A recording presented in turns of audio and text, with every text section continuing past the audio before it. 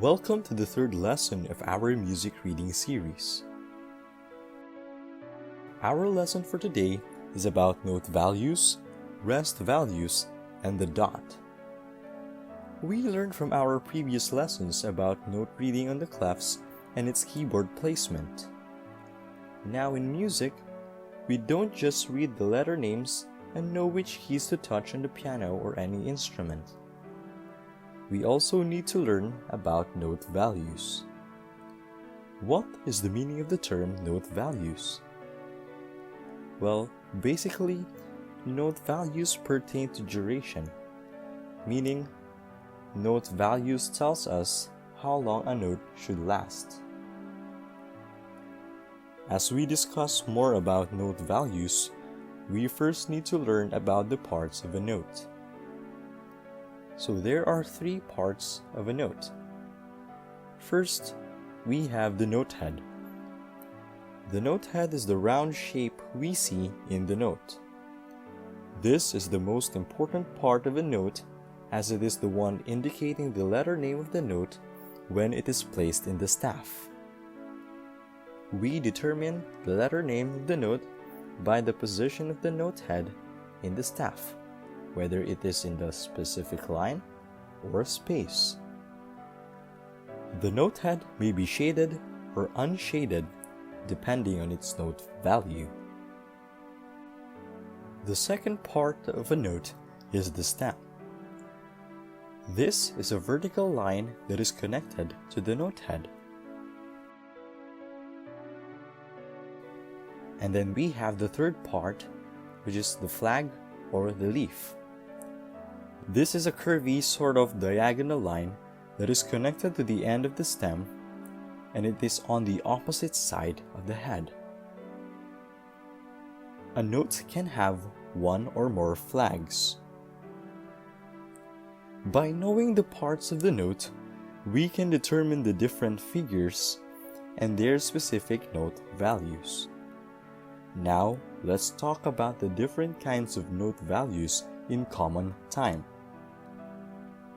We will explain the meaning of common time in our future lessons, but for now, let's look at these different note figures. This is a whole note. The duration of this note is 4 counts or beats, and we can see that it only has an unshaded note head. Next, we have the half note. The duration of this note is 2 counts or beats. This note also has an unshaded note head, but it now has a stem. Next is the quarter note. The duration of this note is 1 count or beat. Now this note has a shaded note head and a stem. The next note is the eighth note. The duration of this note is half a count or beat. It's 1/2 of a count or beat. This note has a shaded note head, it has a stem, and now it has a flag. Next is the 16th note. The duration of this note is 1/4 of a count or beat. This note has a shaded note head, it has a stem, and now it has 2 flags. As we look at the note figures, the shorter the note becomes, the note gains a stem, a shaded note head, and the flags increase. Now, let's move on to another part of our lesson. Mozart once said that music is not in the notes, but in the silence in between. Giving proper heed to the value of the rests aid in the musicality and sense of our piece. Music is not only about sounds, but also the silence between the sounds. Let's talk about rest values. But first, what do we mean by rests? Rests indicate a period of silence. It means that when we see a symbol of rest, it means that we don't hear anything. Now, we know that notes have a specific value according to its shape. We can also think of the same as rest. There are also figures that specifies the rest value or the duration of the rest. Let's learn about the different rest values in common time. For the rest values, the duration of the rests is equivalent to the duration of the note values we have learned earlier, and they also possess the same name because they have the same duration. This is a whole rest. A whole rest has 4 counts or beats, same as a whole note. The shape of a whole rest is a shaded rectangle that is placed on the bottom of a line. Next, we have the half rest. A half rest has 2 counts or beats, and it is the same as a half note. The shape is also a shaded rectangle, but it's now placed on the top of a line.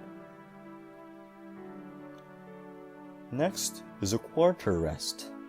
A quarter rest has 1 count or beat, same as a quarter note. The shape is different. It's like the letter Z on the top, and under it is the letter C. Next is the eighth rest. An eighth rest has half a count or beat, same as an eighth note. The shape is also different. It is shaped like a number 7 that has a dot on the tip. Now that we've learned about notes and rests, let's talk about one more symbol that is important in note values. This is the dot.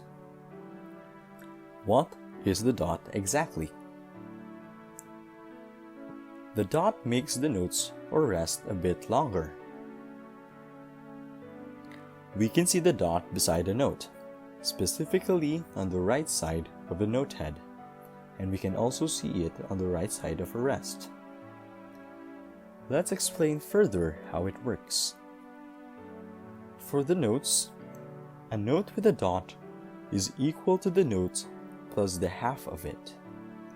Let's explain further with notes. For a whole note has 4 counts. If we place a dot beside it, we add the half of 4 counts, which is 2. So 4 plus 2 equals 6. A dotted whole note has 6 counts. For half note, a half note has 2 counts. If we place a dot beside it, we add the half of 2, which is 1. So 2 plus 1 equals 3. A dotted half note has 3 counts. For a quarter note has 1 count. If we add a dot, then we add the half of the note, which is 1/2. So 1 plus 1/2 equals 1.5. A dotted quarter note has 1.5 count. The same principle applies for the rest. A rest with a dot is equal to the rest plus the half of it. For a whole rest has 4 counts. If we place a dot beside it, we add the half of 4 counts, which is 2. 4 plus 2 equals 6. So a dotted whole rest has 6 counts. For half rest, a half rest has 2 counts. If we place a dot beside it, we add the half of 2, which is 1.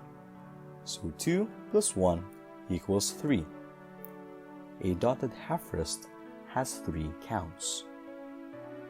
For a quarter rest has 1 count. If we add a dot, then we add the half of the rest, which is 1/2. So 1 plus 1/2 equals 1.5. A dotted quarter rest has 1.5 counts.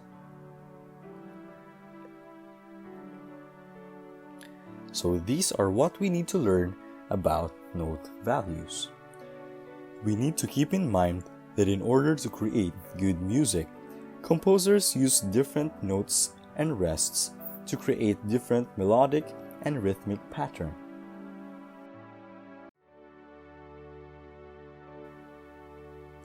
This concludes our lesson for this week. Thank you for watching.